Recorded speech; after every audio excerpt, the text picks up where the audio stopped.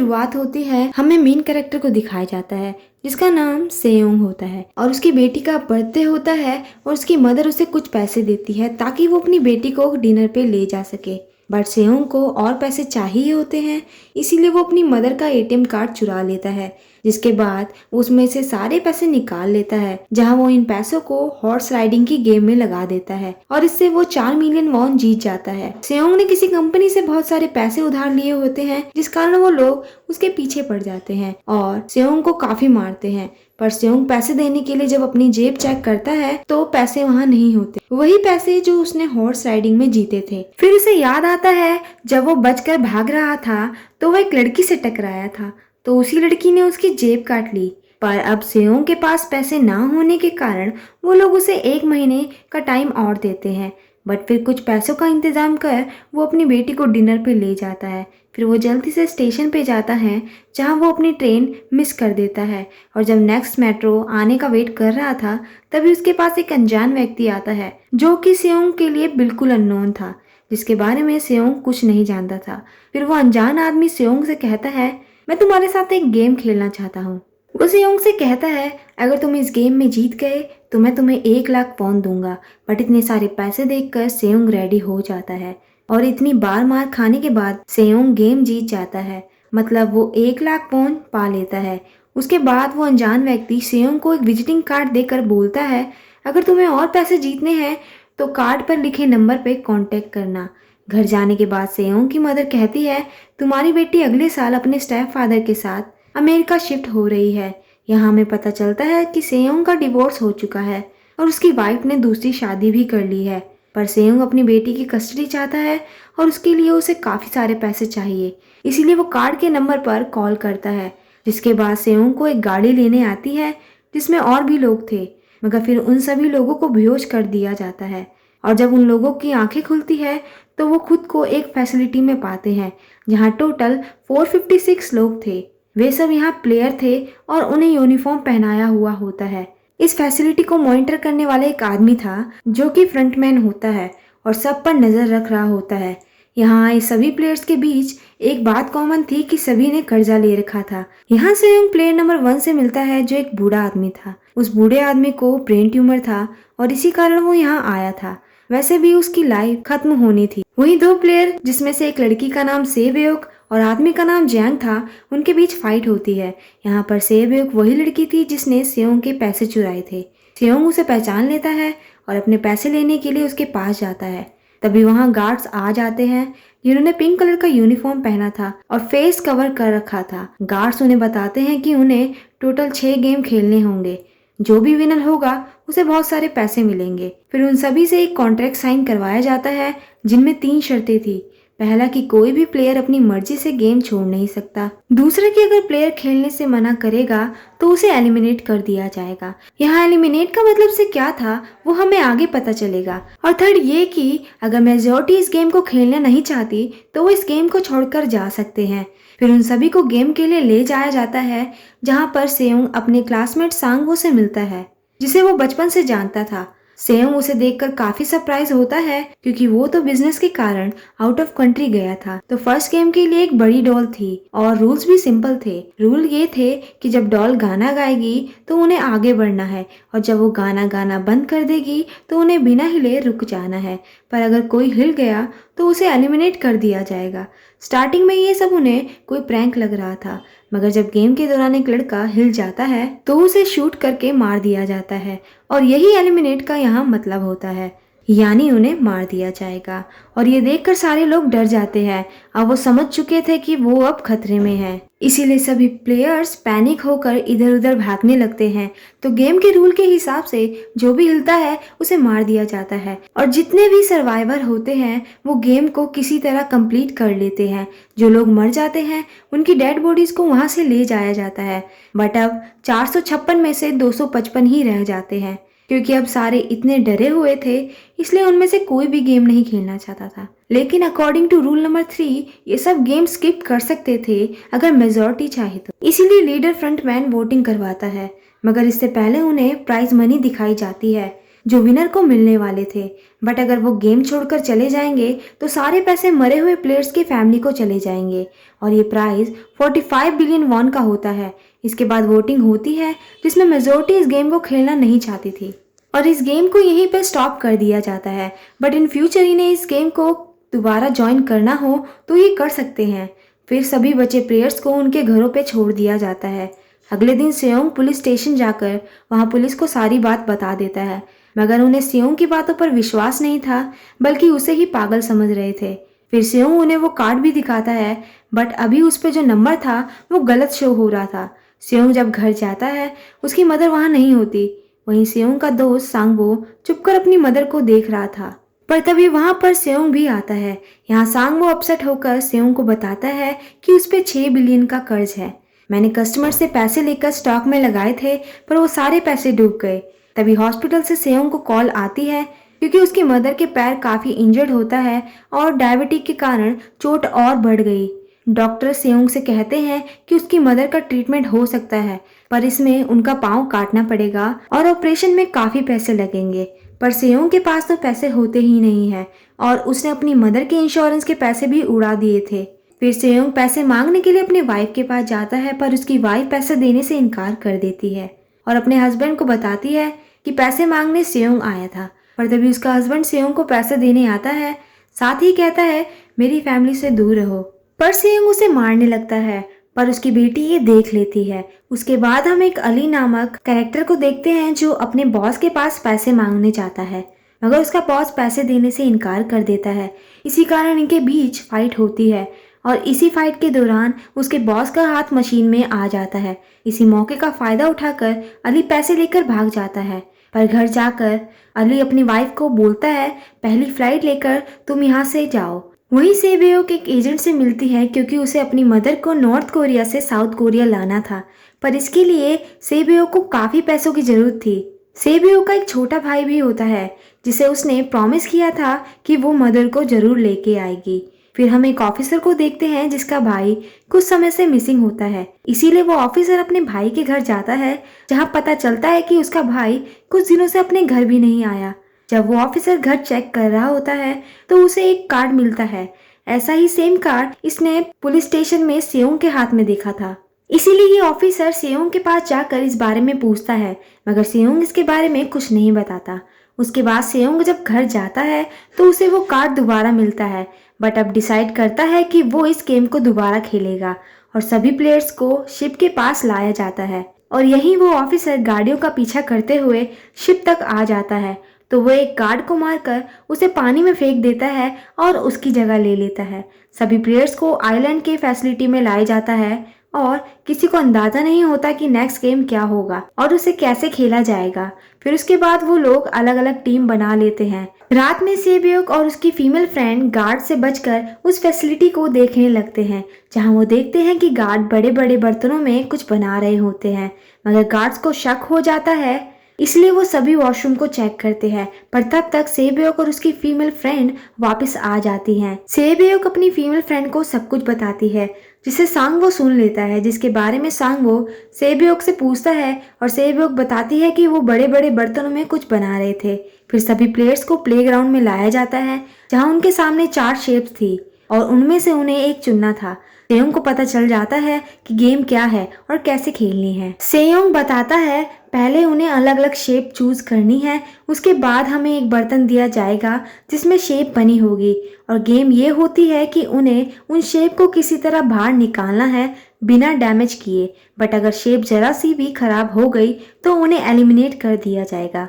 यहाँ सांगवो आसानी से शेप निकाल लेता है मगर सेयोंग इतना घबरा जाता है कि उसकी हालत बिगड़ने लगती है मगर वो किसी न किसी तरह गेम कंप्लीट कर लेता है।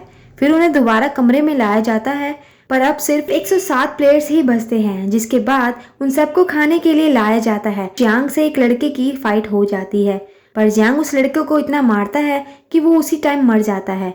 उन प्लेयर्स में से एक डॉक्टर होता है जो उन गार्ड्स के साथ मिलकर डेड बॉडी से ऑर्गान निकालकर चाइनीजों को बेचता है, इसीलिए जब भी डेड बॉडी को ले जाया जाता है तो वो डेड बॉडीज को गायब कर देते हैं और ये सब एक प्लान के हिसाब से और फ्रंटमैन से छुपकर हो रहा होता है। और इसी कारण कंट्रोल रूम में भी उन्होंने अपना एक आदमी बिठाया होता है जो कि इनकी सारी फुटेज डिलीट कर देता था। और गार्ड्स डॉक्टर को गेम के बारे में पहले ही बता दिया करते थे ताकि वो सरवाइव कर सके। उनमें से एक गार्ड डॉक्टर को बताता है आज उन्होंने प्लेयर्स को खाना कम दिया ताकि वो आपस में लड़े और सारे वीक प्लेयर मर जाए, और डॉक्टर को अगली गेम के बारे में बता देते हैं। अब 30 मिनट के बाद लाइट्स ऑफ होने वाली थी और सांगवो को पता था कि सेयोंग की टीम कुछ उल्टा काम करेगी, इसलिए वो उस टीम को बुलाकर रिलैक्स लेने को बोलता है।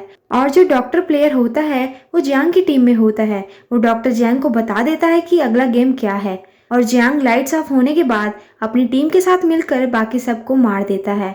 जियांग एक लड़की को मारकर सेबेओक को मारने जाता है, पर तभी सेयोंग उसे बचा लेता है।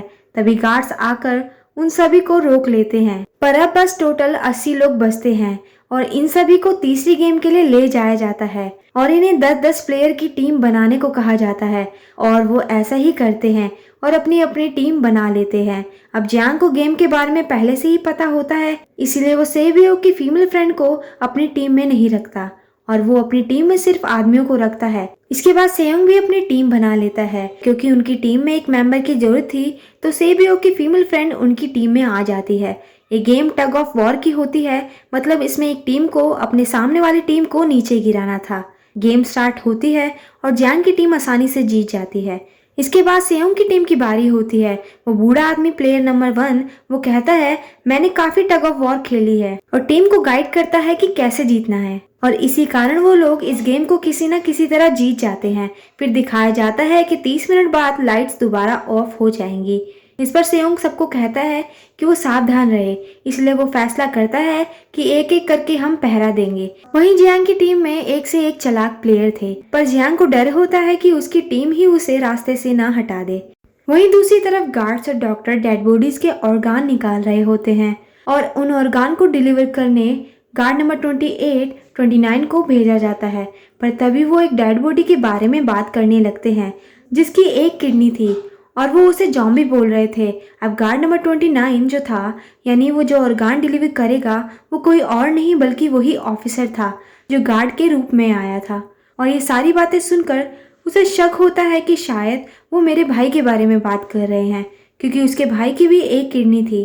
फिर गार्ड नंबर 28, 29 ऑर्गान डिलीवर करने चले जाते हैं। जाते समय वो ऑफिसर नोटिस करता है कि टनल में बॉम्ब लगा हुआ है, मगर गार्ड नंबर 28 उसे बताता है जब हम यहाँ से बाहर निकलेंगे तो इस टनल को ब्लास्ट कर दिया जाएगा।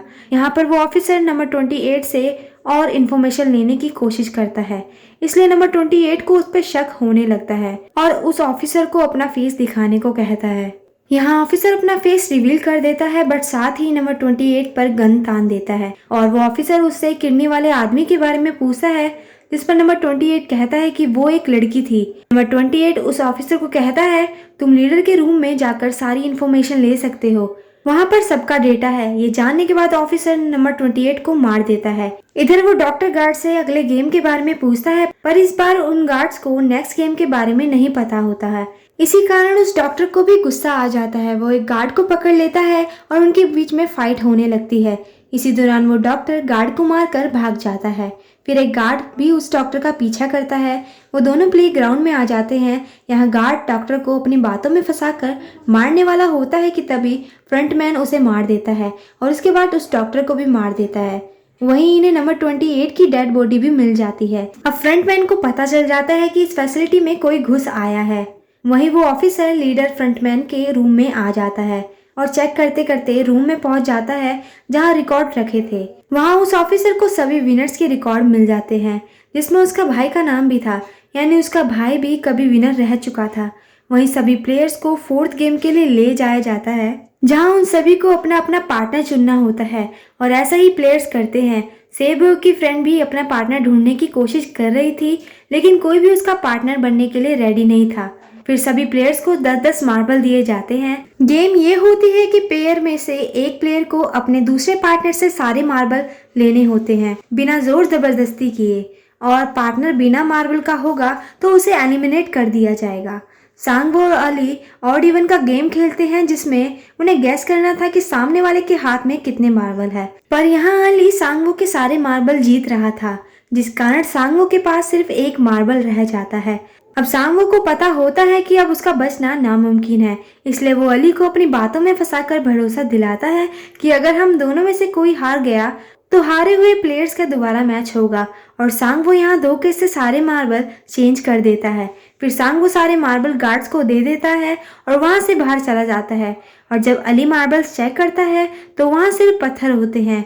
उधर सेयोंग के साथ में उस बूढ़े आदमी की हालत खराब हो रही थी और वो इधर उधर घूम रहा होता है, पर सेयोंग उसे किसी तरह मना लेता है। वो भी दोनों ऑड इवन का गेम खेलते हैं, बट इनमें से वो बूढ़ा सेयोंग के सारे मार्बल जीत रहा होता है, मगर लास्ट राउंड में वो बूढ़ा भूल जाता है कि उसने क्या चूज किया था। यहाँ सेयोंग उसे फातों में फंसा कर सारे मार्बल ले लेता है, पर यहाँ तो वो बूढ़ा आदमी बिल्कुल चालाक निकला। उसने एक मार्बल अभी भी अपने पास रखा हुआ होता है, फिर वो दोबारा इधर उधर घूमने लगता है। फिर सेयोंग उसे दोबारा रिक्वेस्ट करता है कि प्लीज मेरे साथ दोबारा गेम खेलो ना, पर इस पर वो बूढ़ा आदमी कहता है मुझे पता है कि तुमने मेरे सारे मार्बल धोखे से लिए हैं। और कहता है मुझे सब पता था, बस मैं पागल दिखने की एक्टिंग कर रहा था। फिर उस बूढ़े आदमी को सेयोंग पे तरस आ जाता है और सेयोंग को सारे मार्बल दे देता है। वहीं सेबेओक और उसकी फीमेल फ्रेंड ये गेम खेल रही होती है। उनकी गेम ये होती है जो मार्बल को दीवार के ज्यादा करीब फेंकेगा वो जीतेगा। सेबेओक मार्बल को दीवार के पास फेंकती है, पर जब उसकी फ्रेंड की बारी आती है तो उसकी फ्रेंड सारे मार्बल हाथ से यूं ही नीचे गिरा देती है, जिस पर सेबेओक उसे दोबारा फेंकने के लिए कहती है। इस पर वो बोलती है कि नहीं सेबेओक, तुम ये गेम जीतो क्योंकि मेरा तो कोई भी नहीं है इस दुनिया में, पर तुम्हारा तो छोटा भाई है जो कि तुम्हारा वेट कर रहा है। और इसी कारण सेबेओक की फ्रेंड गिव अप कर देती है। इसके बाद सभी डेड बॉडीज को वहां से ले जाया जाता है। फिर सभी बचे प्लेयर्स वापस रूम में आ जाते हैं। वहीं जैंग देखता है कि सेबेओक की वो दूसरी फीमेल फ्रेंड अभी तक जिंदा है।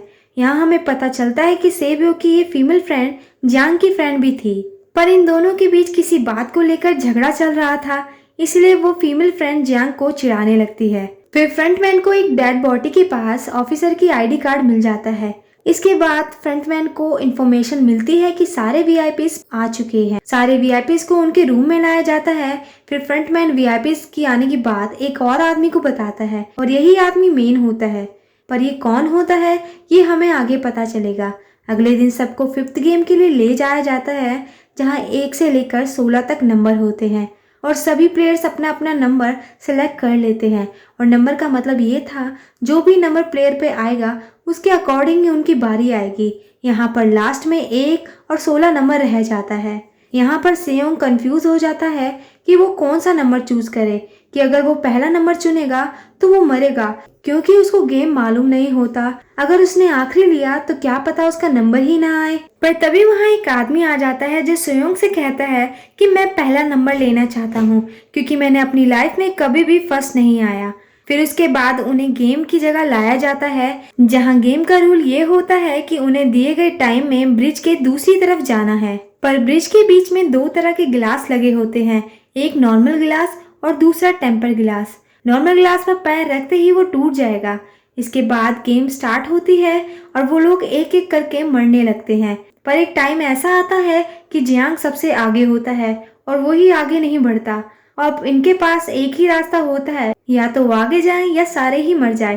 तभी जियांग के सामने उसकी वही फ्रेंड आ जाती है जो उसे चिढ़ा रही थी। वो जियांग से बोलती है मैंने तुम्हें कहा था जिस दिन तुमने मुझे धोखा दिया मैं तुम्हें मार दूंगी। फिर वो जियांग को पकड़ लेती है और उसके साथ नीचे कूद जाती है, इसलिए वो दोनों एक साथ मर जाते हैं। यहाँ एक आदमी होता है जो ग्लास कंपनी में काम करता है, इसलिए उसे पता होता है कि टेम्पर्ड ग्लास कौन सा है, मगर जब ये बात फ्रंटमैन को पता लग जाती है तो वो लाइट्स ऑफ करवा देता है ताकि ग्लास को पहचान ना पाए। अब आखिरी में एक स्टेप बचता है, पर उनके पास टाइम ही नहीं था, इसलिए सांगवो उस आदमी को धक्का देकर ब्रिज पार कर लेता है। साथ ही सेबेओक भी ब्रिज को पार कर लेते हैं, लेकिन ग्लास ब्लास्ट होने के कारण उन्हें काफी चोट आती है। पर सेबेओक को चोट ज्यादा आती है। वहीं उस ऑफिसर ने एक सर्वेंट को मारकर उसकी जगह खुद ले ली थी, तो उन वीआईपीज में से एक को ऑफिसर पे शक होता है, इसलिए वो उसे मास्क रिमूव करने के लिए कहता है। पर वो ऑफिसर कहता है ठीक है मैं अंदर जाके अपना मास्क रिमूव करूंगा। फिर वो ऑफिसर उस वीआईपी को अंदर लाकर बेहोश कर देता है। इस बात का पता फ्रंटमैन को लग जाता है, इसलिए फ्रंटमैन उनके पीछे जाता है और उस ऑफिसर को देख लेता है। वो ऑफिसर वहां से भागकर आइलैंड में आ जाता है। फ्रंटमैन भी उस ऑफिसर का पीछा करते वहां आ जाता है। यहाँ वो ऑफिसर अपने सीनियर्स को कॉल करने की कोशिश करता है पर कॉल कट हो जाती है, मगर फिर वो सारे सबूत भेजने की कोशिश करता है पर नेटवर्क नहीं होता। इसके बाद फ्रंटमैन ऑफिसर को साथ चलने के लिए कहता है पर ऑफिसर फ्रंटमैन पे शूट कर देता है। फिर वो फ्रंटमैन अपना मास्क रिमूव करता है, जहां ऑफिसर देखता है कि वो फ्रंटमैन उसका खुद का भाई है। फिर वो फ्रंटमैन ऑफिसर को शूट कर देता है और वो पानी में गिर जाता है। वहीं ग्लास लगने के कारण सेबियो काफी इंजर्ड हो गई थी और उसका काफी सारा ब्लड निकल रहा होता है। फिर सर्वाइवर्स को डिनर पे लाया जाता है, जहां उनके पास एक एक चाकू भी रख दिया जाता है कि रात में तीनों में से कोई भी एक दूसरे को मार दे। सेंग नोटिस करता है कि सेबियो की हालत काफी खराब है, इसलिए वो सेबियो को कहता है फिक्र मत करो, हम दोनों साथ हैं, हम दोनों साथ में सांगवो को हराएंगे और बाहर निकलकर पैसों को आधा आधा बांट लेंगे। सेबियो उसे बताती है कि उसका एक छोटा भाई है जिसे वो ऑर्फनेज छोड़ के आई है। साथ ही कहती है अगर हम दोनों में से कोई भी बचकर बाहर जाएगा उसको दोनों की फैमिली को संभालना होगा। पर सेबियो की हालत काफी खराब थी, उसे डॉक्टर की जरूरत थी, इसलिए सेयोंग मदद मांगने बाहर जाता है। पर जब वो वापस आता है तो सांगवो सेबियो को मार चुका था। अगले दिन इन दोनों को लास्ट गेम खेलने के लिए ले जाया जाता है, जहाँ गेम का रूल होता है मार दो या मर जाओ।